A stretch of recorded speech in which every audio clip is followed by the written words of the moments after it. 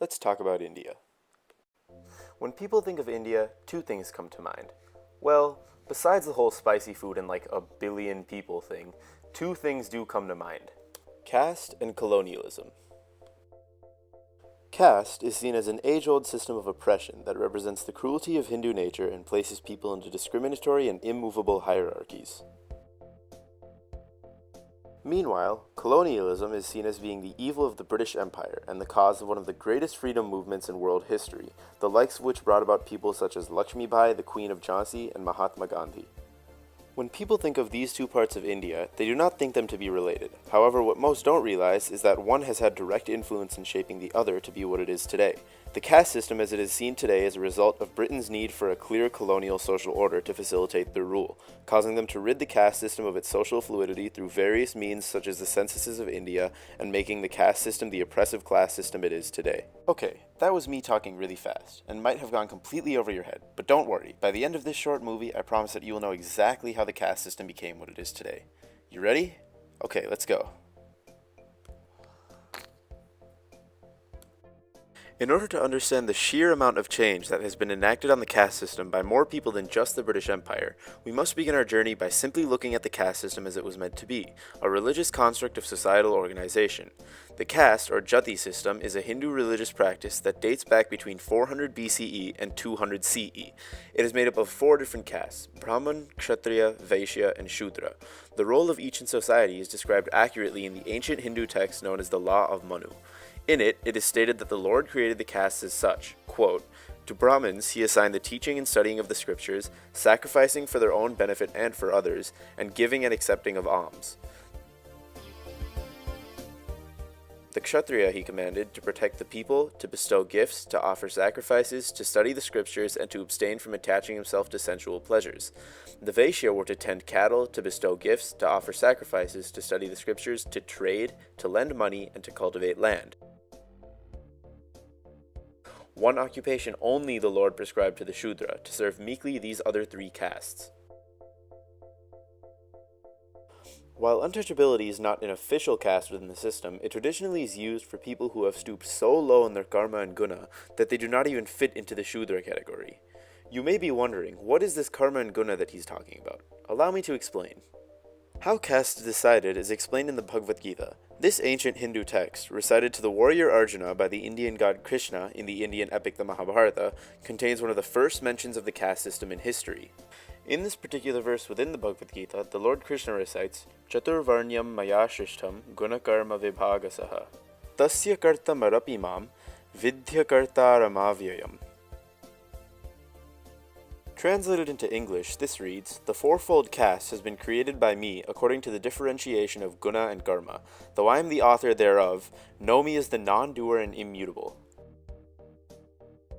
The key words within this translation are guna and karma. Let's start with guna. Guna is described as one's virtue. There are 3 types of gunas: sattva, rajas, and tamas. Those with the qualities of sattva, or sattvic people, are good, harmonious people. Those who are rajasic are passionate, active, and confused. And finally, those who are tamasic are lazy, dark, destructive, and chaotic. Next up, we have karma. Karma by definition simply means one's actions or deeds. In Hinduism, one's karma decides how they will be born.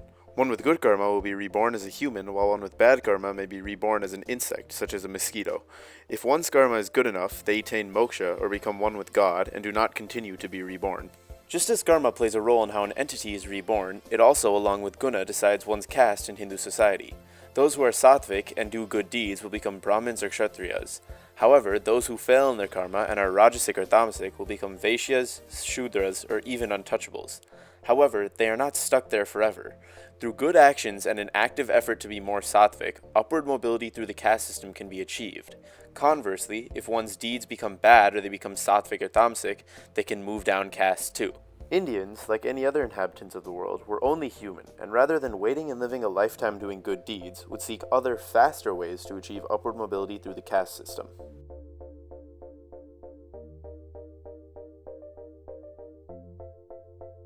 One way they did this was through emulating the ideals and actions of higher castes. In his book, Religion and Society Among the Coorgs of South India, Author M.N. Srinivas perfectly encapsulates this method of mobility through the caste system by describing how within a few generations people were able to achieve upward mobility through the caste system by adopting practices of higher castes such as vegetarianism and staying sober.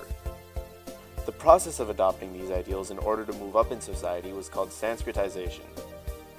The other way in which people of lower castes achieved upward mobility was through conquest. If there was a large enough population of a lower caste, they could rise up and fight as well as seize the property of the higher caste in the area. In doing so, they became the dominant and therefore higher caste in the area.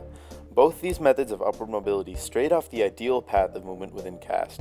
However, while doing so, they still managed to maintain the most fundamental part of the system itself, its fluidity. These two methods, while not technically stated as the means of mobility, still allowed for the graduation and demotion of castes, preserving the system as one of caste and not of class. When the British first colonized India in the 18th century, it was for profit. The East India Company was there for resources and connections such as those found in the ports of Calcutta. However, once the Indian Rebellion happened and the British government took over in the 19th century, the attitude changed. The concern now was not with profit, but with establishing a government. Now, the British had come from a country that was obsessed with class. In his 1899 book, The British in India, author J.P. Jones described the country as, quote, the home of a large number of conflicting tribes and nations, speaking different tongues and imbued with caste animosities and ancestral dissensions. Coming from a society that was obsessed with social organization and ranking, it would be an understatement to say that the social structure of India confused its new inhabitants. The British needed some way to organize this system to somewhat resemble their own, and they found a way to do this in the caste system. This is where the British made their fundamental mistake. Rather than viewing the caste system as the fluid social breakdown of the population that it was, they began to equate it with their own class system.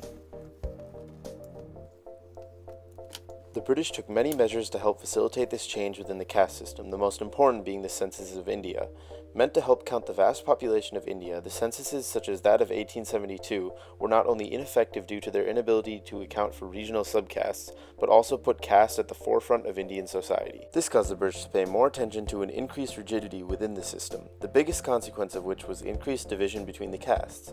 Dr. Ajay Skaria, a professor of South Asian Studies at the U of M, provides an excellent example of this, describing how the British increased the power of the Brahmins, giving them the Vaishyas political power and making them more than just religious leaders in society. These immense divisions not only caused many problems, such as the corruption of Brahmins and the abandonment of their ideals, but they also ingrained a completely new definition of caste into the minds of Indian citizens, one of class, division, and oppressive hierarchy. This can be seen today in many aspects of Indian society, such as the fact that there are still barely any intercaste marriages, and that many Indians today still vote for political leaders based on their caste. We are not able to answer the question of whether the caste system would have been the same as it is now had it not undergone colonial influence. However, we can confidently state at the end of this documentary that the colonial influence through the removal of fluidity within the caste system made the caste system what it is today.